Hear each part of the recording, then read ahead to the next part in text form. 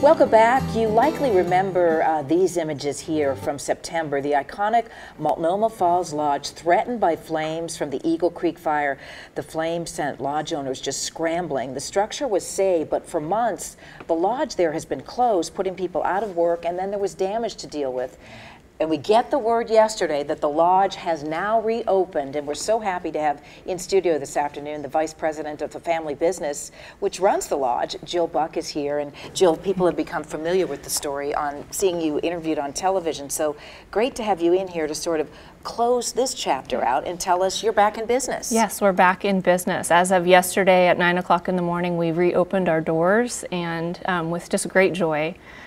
So I'm just thrilled to be able to be here talking about this part of the story, because it could have ended much worse. Yeah, you were, talking about those moments when you got the word in September. You did not have much warning that the lodge was threatened. No, we were in business on Labor Day. It was a very busy day, as we always are on Labor Day, and it was about 5 o'clock in the evening that we got a phone call that we needed to start to close our doors for the evening and evacuate employees and visitors. So it was a scramble to make that happen. And by, I would say 10 o'clock that night, you could see a glow in the air when you were there and ash coming down. And, we had to remove things as if we would never be back. So paintings, things that are valuable, sentimental, that type of, you just you quickly realize what's important and what's not. So. And you point out to me, Jill, very rightly so, that many of us didn't realize until this time that this is a family-owned business. This is a livelihood for you,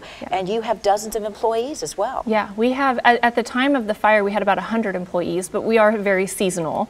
But year-round, we have about 50 employees, and we've been able to welcome all of our year-round employees back. So. That's fantastic. And this very, slow process of getting up and running again, what sort of damage did you have to deal with? It's all smoke damage. So there's no structural damage to the lodge itself. The fire came within, I think, about 30 yards.